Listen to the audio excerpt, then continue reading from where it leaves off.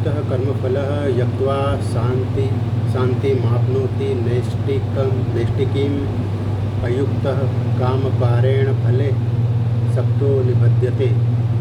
युक्तः भक्ति में लगा हुआ कर्म फलम समस्त कर्मों के फल यक्त्वा त्याग कर पूर्ण शांति को आपनोति प्राप्त करता है। नैष्टिकीम अचल अयुक्त कृष्ण भावना से रहित कामकारेण कर्म फल को भोगने के कारण फल में सक्त आसक्त निबध्यते बंधता है। निश्चल भक्त शुद्ध शांति प्राप्त करता है क्योंकि वह समस्त कर्मफल मुझे अर्पित कर देता है। किंतु जो व्यक्ति भगवान से युक्त नहीं है और जो अपने श्रम का फलकामी है वह बंध जाता है। तात्पर्य: एक कृष्ण भावना भावित व्यक्ति तथा एक देहात्म बुद्धि वाले व्यक्ति में यह अंतर है कि पहला तो कृष्ण के प्रति आसक्त रहता है जबकि दूसरा अपने कर्मों के फल के प्रति आसक्त रहता है। जो व्यक्ति कृष्ण के प्रति आसक्त रहकर उन्हीं के लिए कर्म करता है वह निश्चय ही मुक्त पुरुष है और उसे अपने कर्म फल की कोई चिंता नहीं होती। भागवत में किसी कर्म के फल की चिंता का कारण परम सत्य के ज्ञान के बिना द्वैत भाव में रहकर कर्म करना बताया गया है। कृष्ण श्री भगवान है। कृष्ण भावनामृत में कोई द्वैत नहीं रहता। जो कुछ विद्यमान है वह कृष्ण की शक्ति के प्रतिफल है और कृष्ण सर्वमंगलमय है। अतः कृष्ण भावनामृत में संपन्न सारे कार्य परम पद पर है। वे दिव्य होते हैं और उनका कोई भौतिक प्रभाव नहीं पड़ता। इस कारण कृष्ण भावनामृत में जीव शांति से पूरी रहता है। किंतु जो इंद्रिय तृप्ति के लिए लाभ के लोभ में फंसा रहता है उसे शांति नहीं मिल सकती। यही कृष्ण भावनामृत का रहस्य है। यह अनुभूति की कृष्ण के अतिरिक्त कुछ भी नहीं है। शांति तथा अभय का पद है। सर्वकर्माणि मनसा संन्यस्यास्ते सुखम वसी नवद्वारे पुरे देहि नेव कुर्वन्न कार्यन। सर्व समस्त कर्माणि कर्मों को मनसा मन से सन्नस्य त्याग कर आस्ते रहता है। सुखम दुख में वसी संयमी नौ द्वारों वाले पूरे नगर में देहवान आत्मा नहीं एवं निश्चय ही कुर्बन करता हुआ नहीं कार्यन करता हुआ। जब देहधारी जीवात्मा अपनी प्रकृति को वश में कर लेता है और मन से समस्त कर्मों को परित्याग कर देता है तब वह नौ द्वारों वाले नगर भौतिक शरीर में बिना कुछ किए कराए सुखपूर्वक रहता है। तात्पर्य: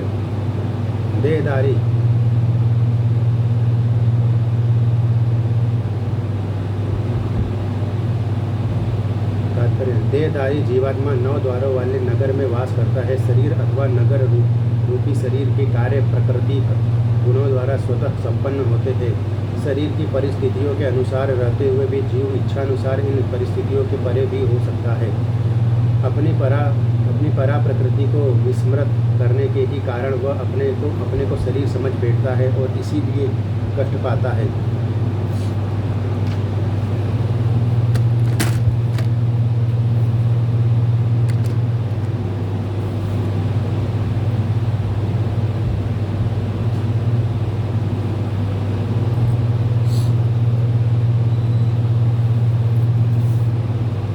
कृष्ण भावनामृत के द्वारा वह अपनी वास्तविक स्थिति को पुनः प्राप्त कर सकता है और इस देह बंधन से मुक्त हो सकता है। अतः जो ही कोई कृष्ण भावनामृत को प्राप्त होता है तुरंत ही वह शारीरिक कार्यों से सर्वथा विलग हो जाता है। ऐसे संयमित जीवन में जिसमें उसकी कार्य प्रणाली में परिवर्तन आ जाता है वह नौ द्वारों वाले नगर में सुखपूर्वक निवास करता है। ये नौ द्वार इस प्रकार है।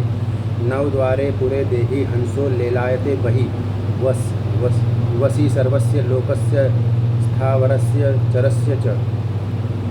जीव के शरीर के भीतर वास करने वाले भगवान ब्रह्मांड के समस्त जीवों के नियंता है। यह शरीर नौ द्वारों, दो आँखें, दो नथुने, दो कान, एक मुंह, गुदा तथा उपस्थ से युक्त है। वृद्धावस्था में जीव अपने आप को शरीर मानता है किंतु जब वह अपनी पहचान अपने अंतर के भगवान से करता है तो वह शरीर में रहते हुए भी भगवान की भांति मुक्त हो जाता है। श्वेतास्तर उपनिषद 3.18। अतः कृष्ण भावना भावित व्यक्ति शरीर से बाह्य तथा आंतरिक दोनों कर्मों से मुक्त रहता है।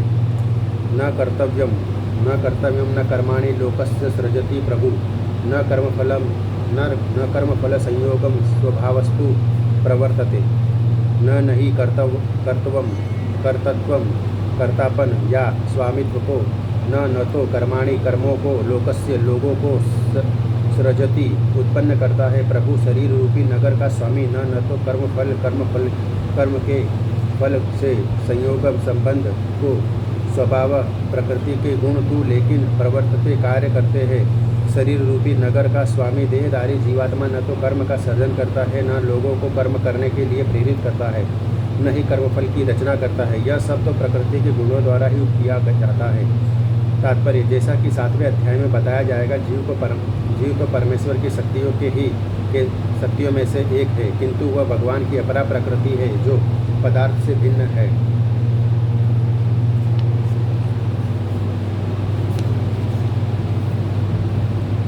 संयोगवश परा प्रकृति या जीव अनादिकाल से प्रकृति अपरा के संपर्क में रहा है।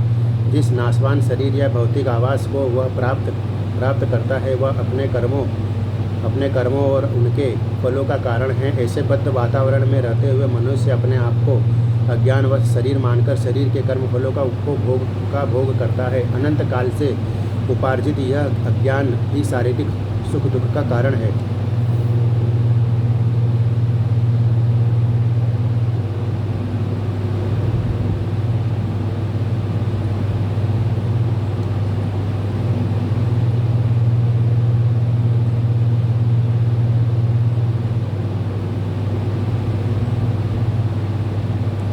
जो ही जीव शरीर के कार्यों से पृथक हो जाता है त्यों ही वह कर्म बंधन से भी मुक्त हो जाता है। जब तक वह शरीर रूपी नगर में निवास करता है तब तक वह इसका स्वामी प्रतीत होता है, किंतु वास्तव में वह न तो इसका स्वामी होता है और न इसके कर्मों तथा फलों का नियंता ही।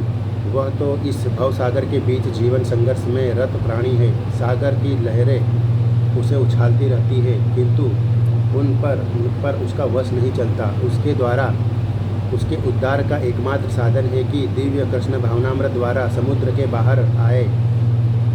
इसी के द्वारा समस्त अशांति से उसकी रक्षा हो सकती है।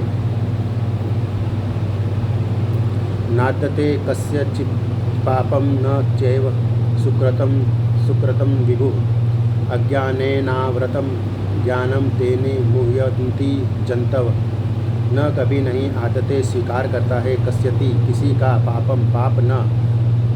न तो च भी एवं निश्चय ही सुकृतम पुण्य को विभु परमेश्वर अज्ञान से आवृतम आच्छादित ज्ञान तेन उससे मुह्यन्ति मोहग्रस्त होते हैं जंतव जीवगण।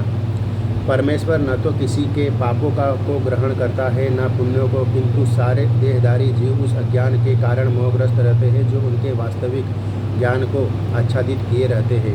तात्पर्य, विभु का अर्थ है परमेश्वर जो असीम ज्ञान धन बल यश सौंदर्य तथा त्याग से मुक्ति है। वह सदैव आत्मतृप्त और पाप पुण्य से अविचलित रहता है। वह किसी भी जीव के लिए विशिष्ट परिस्थिति नहीं उत्पन्न करता, अपितु जीव अज्ञान से मोहित होकर जीवन की ऐसी परिस्थिति की कामना करता है जिसके कारण कर्म तथा फल की श्रृंखला आरंभ होती है। जीव परा प्रकृति के कारण ज्ञान से पूर्ण है तो भी वह अपनी सीमित शक्ति के कारण अज्ञान के वशीभूत हो जाता है। भगवान सर्वशक्तिमान है किंतु जीव नहीं। भगवान विभु अर्थात सर्वज्ञ है किंतु जीव अणु है। जीवात्मा में इच्छा करने की शक्ति है किंतु ऐसी इच्छा की पूर्ति सर्वशक्तिमान भगवान द्वारा ही की जाती है। अतः जब जीव अपनी इच्छाओं से मोहग्रस्त हो जाता है तो भगवान उसे अपनी इच्छा पूर्ति करने देते हैं, किंतु किसी परिस्थिति विशेष में इच्छित कर्मों तथा फलों के लिए उत्तरदायी नहीं होते। अतएव मोहग्रस्त होने से देहधारी जीव अपने को परिस्थिति जन्य शरीर मान लेता है और जीवन के क्षणिक दुख तथा सुख को भोगता है।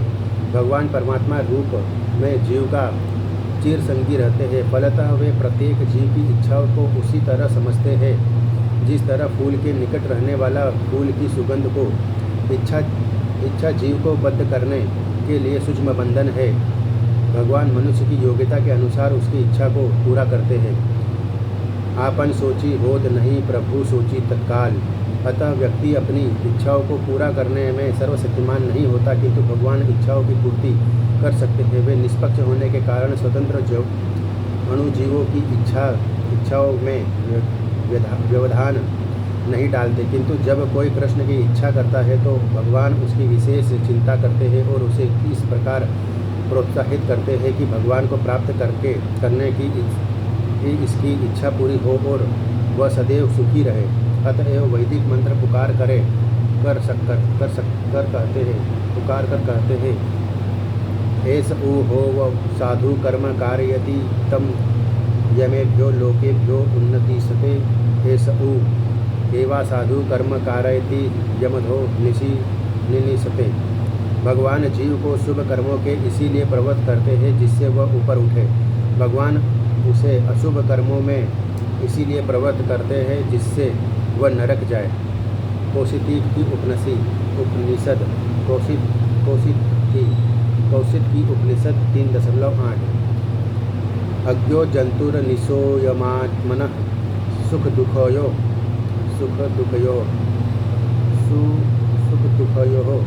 ईश्वर प्रेरितो गच्छेत स्वर्गः वास्व भ्रमेव च।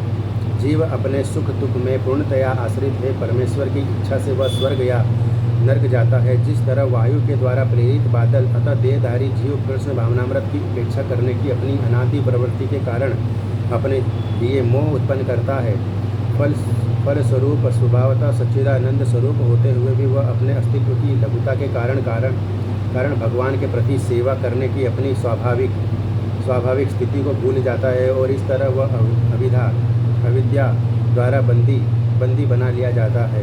अज्ञानवश जीव कहता है कि जिसके भवबंधन के लिए भगवान उत्तरदायी है उसकी पुष्टि वेदांत सूत्र 2.1.34 भी करते हैं।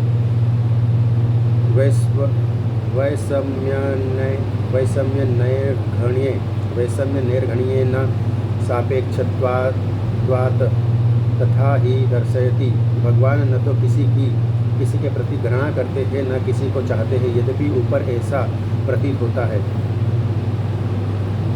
ज्ञानेन तु तद्ज्ञानं येषां नासीत्मात्मनः तेषामादित्ववज्ज्ञानं प्रकाशयति तत्परम्। ज्ञानेन ज्ञान से तू लेकिन तथा वह अज्ञानम अविद्या येषाम जिनका नाशितम नष्ट हो जाती है आत्मनः जीव का तेषाम उनके आदित्यवत उदीयमान सूर्य के समान ज्ञानम ज्ञान को प्रकाशयति प्रकट करता है तत्परम कृष्ण भावनामृत को।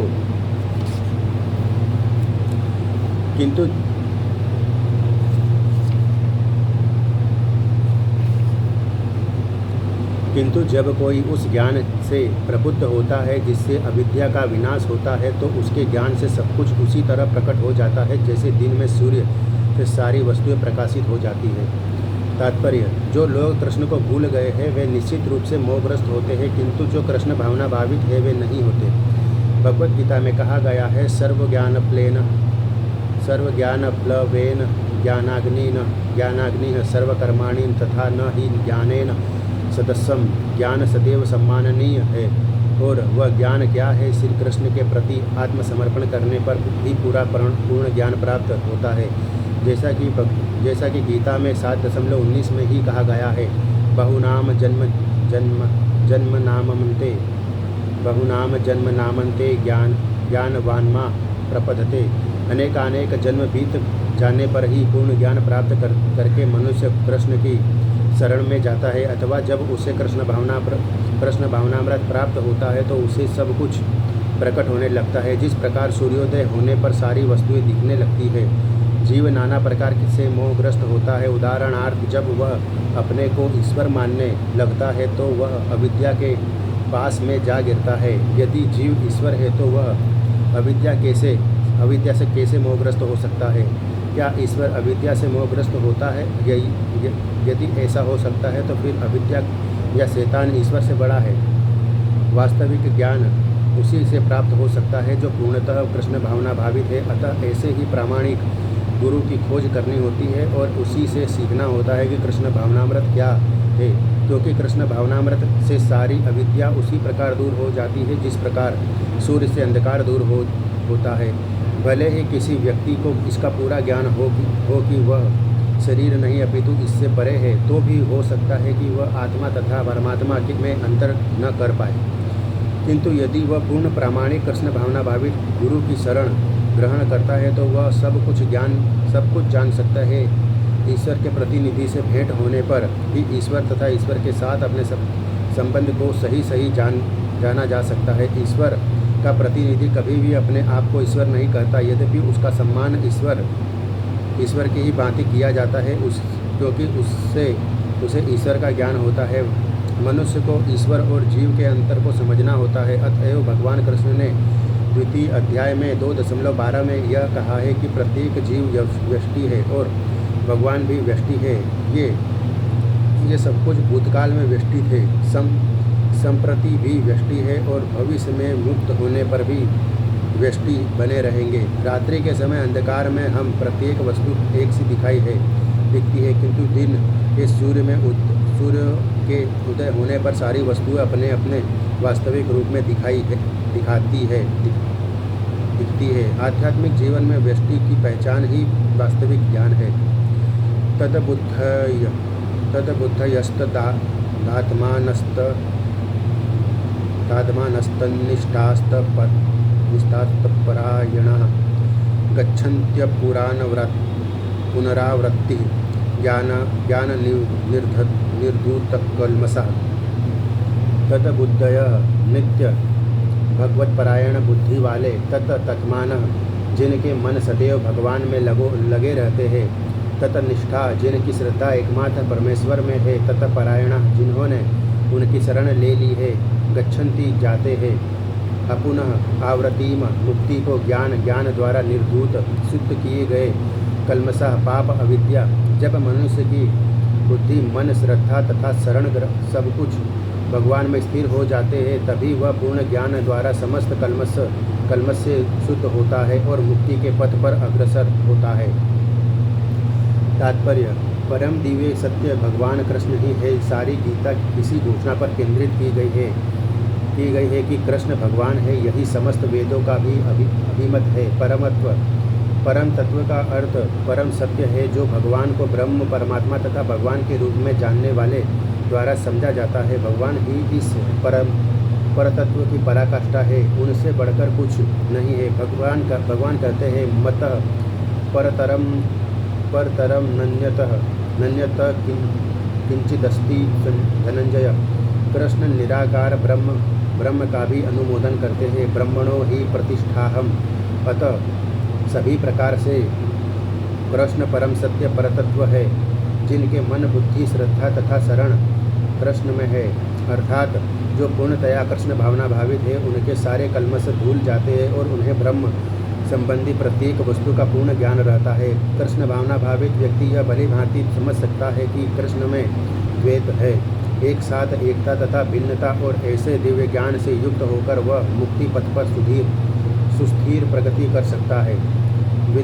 विद्या विनय संपन्ने ब्राह्मणे कवि हस्तिनि श्रुनि चैव स्वपाके च पंडिता समदर्शिनः।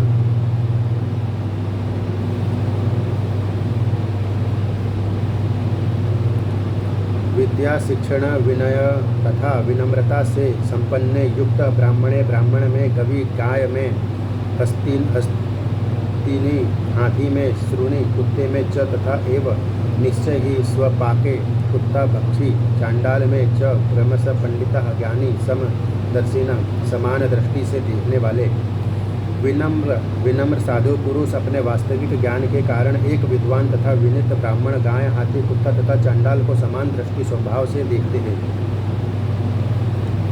तात्पर्य: कृष्ण भावना भावित व्यक्ति योनि या जाति में भेद नहीं मानता। सामाजिक दृष्टि से ब्राह्मण तथा चांडाल भिन्न भिन्न हो सकते हैं, अथवा योनि के अनुसार कुत्ता, गाय तथा हाथी भिन्न हो सकते हैं, किंतु विद्वान योगी की दृष्टि में ये शरीरगत भेद अर्थहीन होते हैं। इसका कारण परमेश्वर से उसका संबंध है और परमेश्वर परमात्मा रूप में हर एक के हृदय में स्थित है। परम सत्य का ऐसा ज्ञान वास्तविक यथार्थ ज्ञान है जहाँ तक विभिन्न जातियों या विभिन्न योनियों में शरीर का संबंध है। भगवान सबों पर समान रूप से दयालु है, क्योंकि वे प्रत्येक जीव को अपना मित्र मानते हैं। फिर भी जीवों की समस्त परिस्थितियों में वे अपना परमात्मा स्वरूप बनाए रखते हैं। परमात्मा रूप में भगवान चांडाल तथा ब्राह्मण दोनों में उपस्थित रहते हैं। यद्यपि इन दोनों के शरीर एक से नहीं होते, शरीर तो प्रकृति के गुणों के द्वारा उत्पन्न हुए हैं, किंतु शरीर के भीतर आत्मा तथा परमात्मा समान आध्यात्मिक गुण वाले हैं।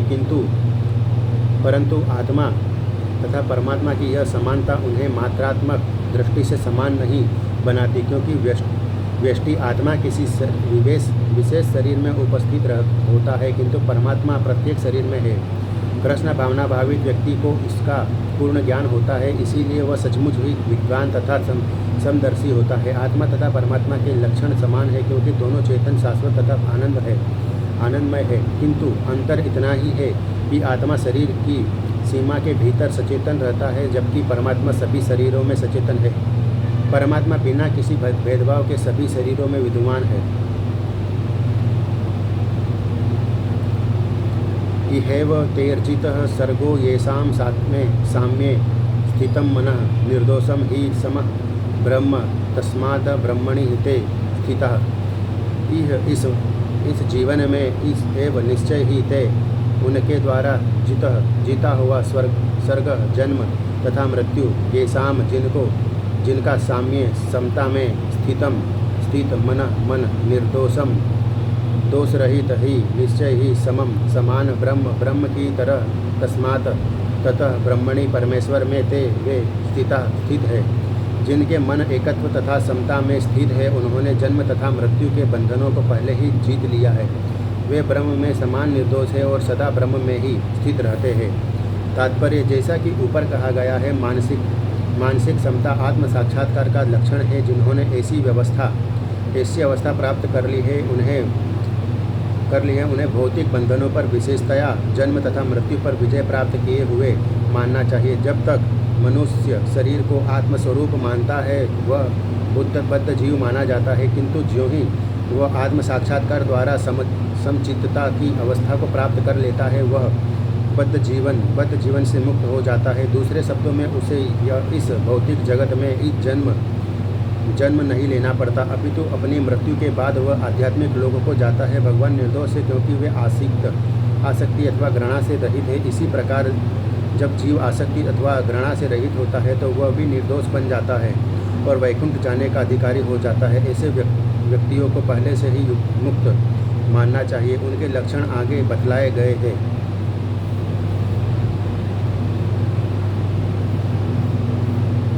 न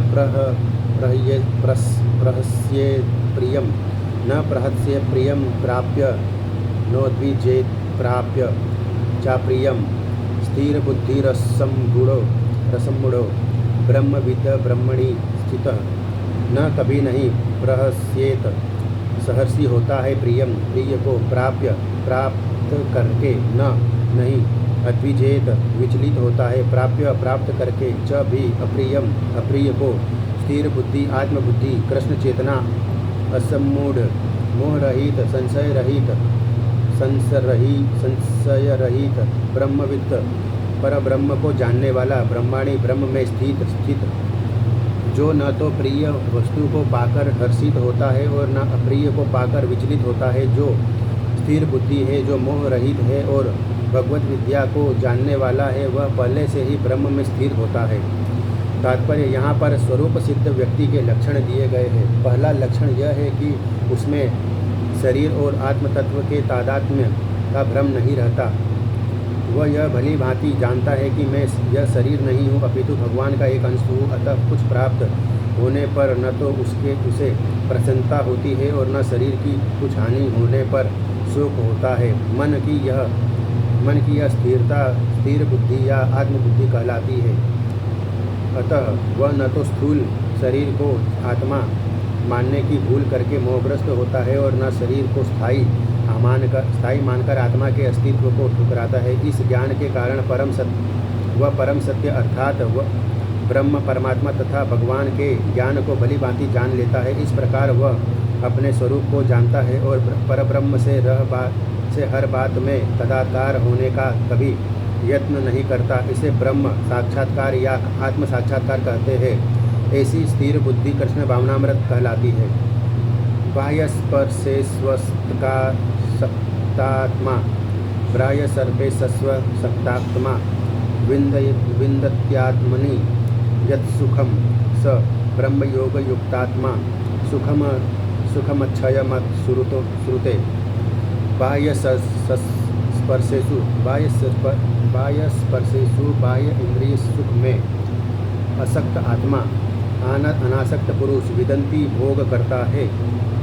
आत्मनि आत्मा में यत जो सुखम सुख स वह ब्रह्म योग ब्रह्म में एकाग्रता द्वारा युक्त आत्मा आत्मयुक्त या समाहित सुखम सुख अक्षयम असीम अनुते भोगता है। ऐसा मुक्त पुरुष भौतिक इंद्रिय सुख की ओर आकृष्ट नहीं होता अपितु सदैव समाधि में रहकर अपने अंतर में आनंद का अनुभव करता है। इस प्रकार स्वरूप सिद्ध व्यक्ति परब्रह्म में एकाग्रचित होने के कारण असीम सुख भोगता है। तात्पर्य कृष्ण भावनामृत के महान भक्ति श्री यामुनाचार्य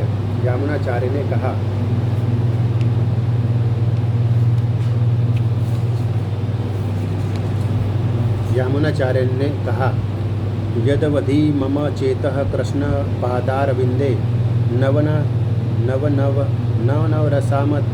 रसधामन्युधतं रन्तुमासीत तदवधिवत नारी संगमे स्मर्यमाने भवति मुख विकार सुष्टु मिष्टिवनं च। जब से मैं कृष्ण की दिव्य प्रेमा भक्ति में लगकर उनमें नित्य नवीन आनंद का अनुभव करने लगा हूँ, तब से जब भी काम सुख के बारे में सोचता हूँ तो इस विचार पर ही थूकता हूँ। जब से मैं कृष्ण की दिव्य प्रेमा भक्ति में लगकर उनमें नित्य नवीन आनंद का अनुभव करने लगा हूँ, तब से जब भी काम सुख के बारे में सोचता हूँ तो इस विचार पर ही थूकता हूँ और मेरे होठ अरुचि से सिमट जाते हैं। ब्रह्मयोगी अथवा कृष्ण भावना भावित व्यक्ति भगवान की प्रेमा भक्ति में इतना अधिक लीन रहता है कि इंद्रिय सुख में उसकी तनिक भी रुचि नहीं रहती। भौतिकता की दृष्टि में काम सुख ही सर्वोपरि आनंद है। सारा संसार उसी के वशीभूत है और भौतिकतावादी लोग तो इस प्रोत्साहन के बिना कोई कार्य ही नहीं कर सकते, किंतु कृष्ण भावनामृत में लीन व्यक्ति काम सुख के बिना ही उत्साहपूर्वक अपना कार्य करता रहता है। यही आत्म साक्षात्कार की कसौटी है। आत्म साक्षात्कार तथा काम सुख कभी साथ नहीं चलते। कृष्ण भावना भावित व्यक्ति जीवन मुक्ति होने के कारण किसी प्रकार के इंद्रिय सुख द्वारा आकर्षित नहीं होता।